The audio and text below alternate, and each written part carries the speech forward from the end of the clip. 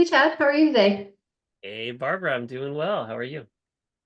Good. I had a question for you. Oh, cool. What is it? Um, so oftentimes I'm working in Apsona and sometimes something seems like a little bit off, like maybe a field is missing or something like that. Is there a way I could easily troubleshoot those types of errors or um Absolutely.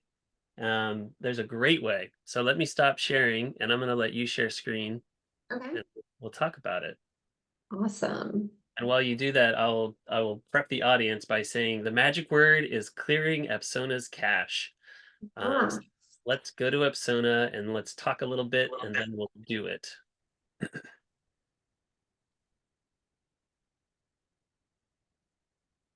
Cool. So Apsona shows up, as you can see, like as a tab in Salesforce, and it is we consider great.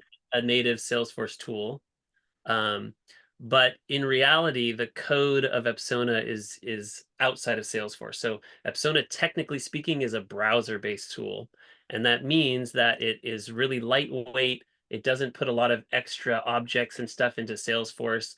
It functions faster because it's functioning outside of Salesforce. So there's a lot of benefits to Apsona being a browser-based tool. One of the kind of minor consequences, though, is that Apsona's cache, Apsona uses a browser cache to store all of the information on the back end about your permissions as a user and the objects in Salesforce and the fields in Salesforce. So all of the what we would call metadata in Salesforce, which is like field names and object names and user permissions, those are all in Salesforce, and Apsona has to query those and hold them in a small little browser cache to kind of know what access to give you. And so it does that, but then sometimes if you make a change in Salesforce, Apsona will not automatically see it. And that's when we want to take the step of clearing Apsona's cache. And Apsona gives us a really easy way to do it. So what you're going to do is you're going to go to the settings tab right here and simply go to the bottom and hit clear cache. And you're going to be prompted here. I would always suggest just checking both boxes because there's really no harm in doing that. And go ahead and hit proceed. Takes a few seconds, but once it runs, it's basically saying, "Okay, Salesforce, tell me the latest. What's the gossip today? What does Barbara have access to? What fields exist? What objects exist?" And it's re-upping its knowledge on Salesforce metadata, and then it's going to give you things. So to kind of go back to one of your original questions, you're like, hey, if I'm hitting a weird error or something doesn't look right, those are great signals to basically start by clearing your cache. And that's because you might get an error because Epsona is trying to access a field, but it can't see it yet. Or it's trying to, or you're expecting to see an object that you just added, but it's not showing up for you. So by clearing cache, it's going to make that object available. Does that make sense?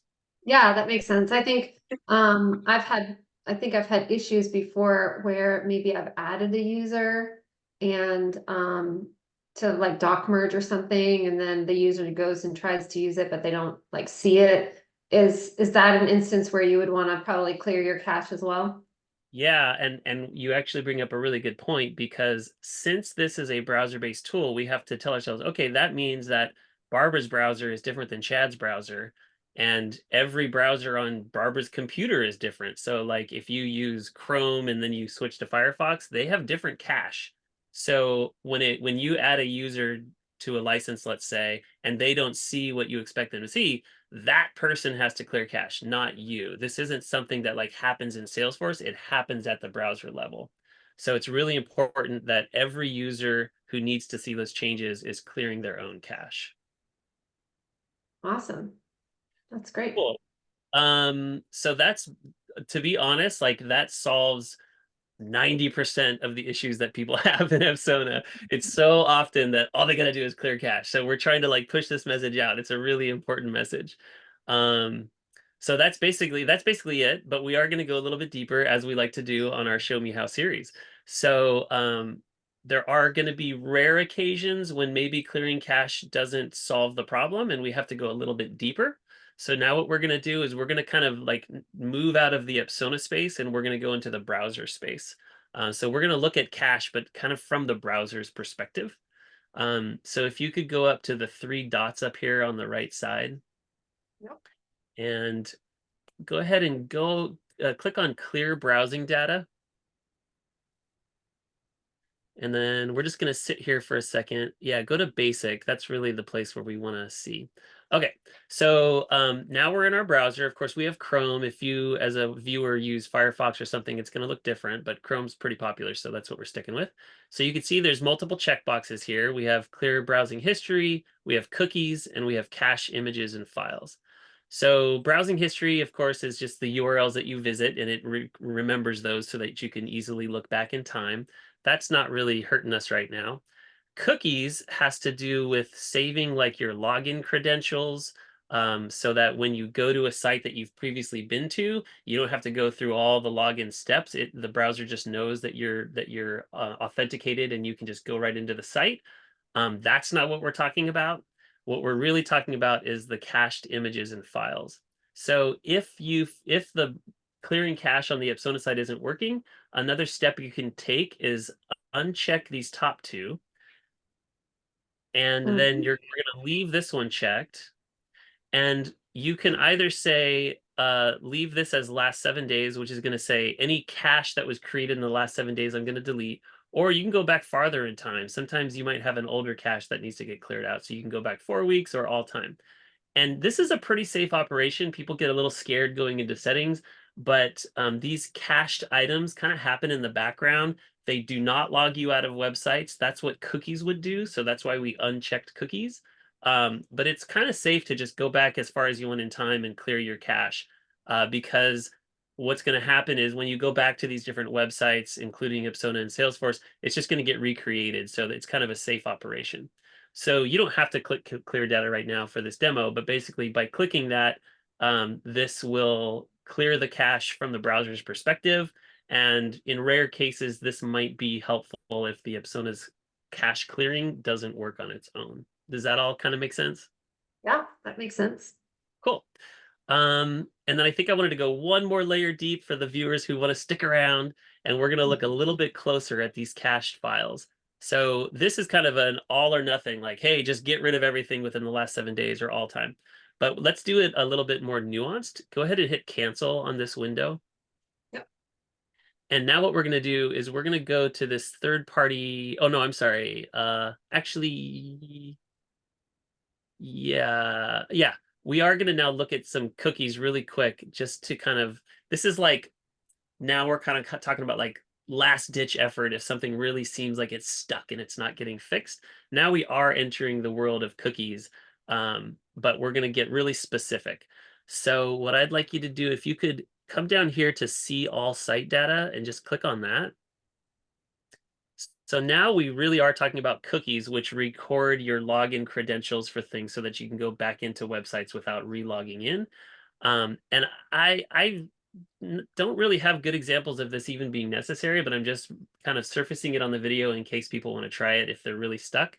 Um, it's possible that clearing a cookie could help because it kind of forces you to re-log in, and then you might see the newer data by re-logging in. But it is a little dangerous to clear your cookies for all of your websites. Then you're going to have to re-log into every website. So we're just going to do a little exercise here. If you can come up to this search section and just type in Salesforce. So now what we see is you actually have a lot of cookies for Salesforce, but that's because you log into a variety of different environments. We have test environments as Apsona staff.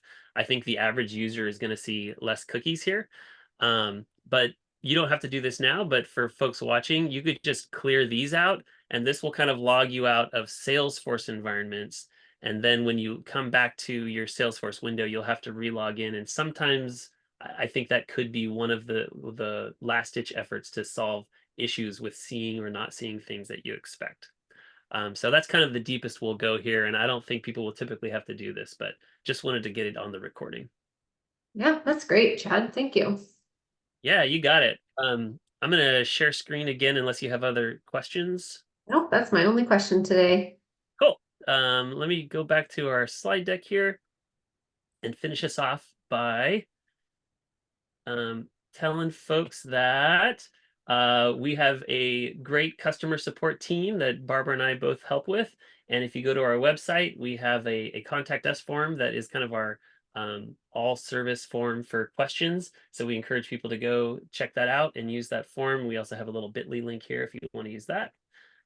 We also have a great newsletter, and I would kind of call it more than a newsletter. It really has a lot of good, helpful, educational information, updates on our products, things that teach people new things about Apsona. It's a very big tool. So I highly encourage people to scan this QR code and go sign up for that newsletter. It's not going to spam you with a bunch of stuff. It's kind of once a month, but it's really good information. And then this is kind of our last slide with just other resources. We've got a great YouTube channel, which you're on right now. We've got a great LinkedIn channel, and we have live office hours twice a week that I host. And you are welcome to come without registering. You don't have to be a paying customer. You can just come and ask questions or just listen. A lot of people come and listen and learn. So just wanted to put those resources out. And I think we're good. Anything else, Barbara? No, I think that's it. Thanks so much, Chad. All right. Talk to you next time. All right, see ya.